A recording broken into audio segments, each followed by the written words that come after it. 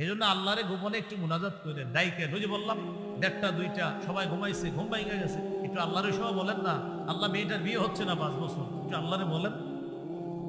আর আপনি দেখবেন, আমি সত্যি বলছি, আপনি ওইভাবে একটু দোয়া করেন, মজা যদি না পান টাকা ফেরত, আসলে মজা পাবেন, আপনি সত্যি মজা পাবেন। দেখেন আপনি দোয়া করেন। মসজিদের সব মুসল্লি বের হয়ে গেছে, ইমাম সাহেব খতিব সাহেব বের হয়ে গেছে মাগরিবের নামাজের পর, কথার কথা। হঠাৎ দেখেন কোনো মুসল্লি নেই, ফ্যান একটা চলতেছে, এসি গুলা মাত্র বন্ধ হয়েছে, নাতিশীতোষ্ণ একটা ভাব আছে মসজিদের মধ্যে, এখনো হালকা হালকা লাইট জ্বলতেছে, কেউ নাই মসজিদে। ওই টাইমে একটু আল্লাহর কাছে চোখের পানি ছাইরা কান্না করেন না, দেখেন মজা যদি না পান আপনি, মজা পাবেন। মা তালাজ্জাজাল মুতালাজ্জিজুনা বিমিসলিল খালওয়া বিমুনাজাতিল্লাহি আযজা ওয়া জাল। চুপি সারে আল্লাহকে ডাইকা ঈমানদার যেই পরিমাণ মজা পায়, এত স্বাদ অন্য কিছুতে আর পায় না। আল্লাহ আমাদের সকলকে গোপন ইবাদতে অভ্যস্ত হওয়ার জন্য গোপনে যেন বেশি বেশি দোয়া করতে পারি, আল্লাহ তৌফিক দান করুন। পারবো তো ইনশাআল্লাহ। সহিহ মুসলিমের বর্ণনা, ক্বালা রাসূলুল্লাহ সাল্লাল্লাহু আলাইহি ওয়াসাল্লাম, ইরবাউ আলা আনফুসিকুম ফাইন্নাকুম লাইসা তাদউনা আসাম্মা ওয়ালা গায়িবা। হে মানুষ, তোমরা নিজেদের প্রতি সদয় হও, আর আল্লাহরে যখন ডাকবা একটু চুপি সারে ডাকো, সমস্যা নাই। কারণ তোমরা এমন রবকে ডাকো না যেই রব বধির, যেই রব অনুপস্থিত, এমন রবকে তোমরা ডাকো না। তাহলে কাকে ডাকি? নবী বললেন, ইন্নাকুম তাদউনা সামিআন কারীবা। তোমরা এমন রবকেই ডাকছো যেই রব সবকিছু শোনেন, কারীবা অতি নিকটে থেকে সবকিছু শোনেন। ওয়া হুয়া মাআকুম, নবী বলেন, আর তিনি তো তোমাদের সাথে আছেন। সুবহানাল্লাহ।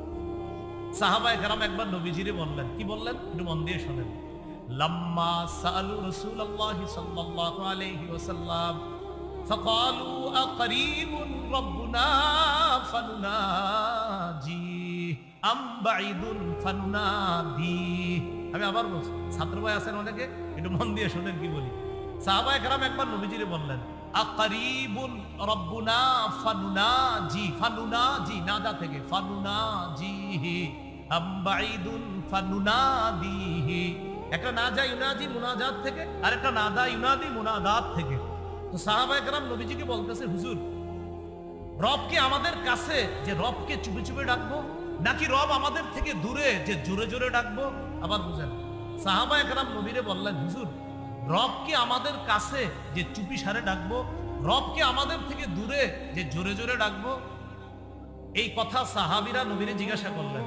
আল্লাহ এই কথার জবাবে সূরা বাকারার 186 নম্বর আয়াত নাযিল করে দিয়েছেন। আল্লাহ কি বলে দেখেন, ওয়া ইযা সাআলাকা ইবাদি আন্নী ফাইন্নী করিব। আপনার কাছে আমার বান্দারা যখন আমার ব্যাপারে জিজ্ঞাসা করে, আপনি বলবেন আমি আল্লাহ করিব, একদম কাছে আছি, আমি নিকটে আছি। উজিবু দাওয়াতাদ দাঈ ইযা দাআন।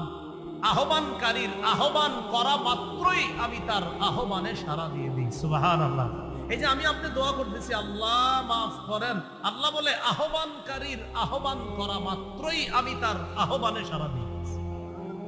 অতএব বলেন সবাই, অতএব তারাও যেন আমার আহ্বানে সাড়া দেয়। আল্লাহ কি বলতেছে? আহ্বানকারীর আহ্বানে আমি সাড়া দিই। পরে বলতেছে ফাল্যাস্তাজিবুলি, অতএব তারাও যেন আমার আহ্বানে সাড়া দেয়। হাইয়া আলাস সালাহ, হাইয়া আলাল ফালাহ আহ্বানে সাড়া দেননি। আল্লাহ আমাদের সকলকে রবের আহ্বানেও যেন আমরা অন্তত 5 বেলা আমরা রবের আহ্বানে সাড়া দিয়ে মসজিদে যেন উপস্থিত হতে পারি, আল্লাহ তৌফিক দান করেন। তাহলে বলেন, রব কি করিব না বাঈদ? বলেন করিব। বলেন, রব কি করিব না বাঈদ? করিব। বলেন অতি নিকটে, অতি নিকটে। তাহলে গোপন ইবাদতে অভ্যস্ত হওয়ার 3 নাম্বার উপায়, গোপনে বেশি বেশি আল্লাহর কাছে দোয়া করা। আমরা এই ইবাদতটা করব, আল্লাহ তৌফিক দান করেন। গোপন ইবাদতে অভ্যস্ত হওয়ার 4 নাম্বার উপায়, বলেন গোপনে বেশি বেশি জিকির করা। গোপনে বেশি বেশি কি করা? গোপনে জিকির করার শ্রেষ্ঠ একটা জিকির আছে, বলেন আমার সাথে, লা ইলাহা ইল্লাল্লাহ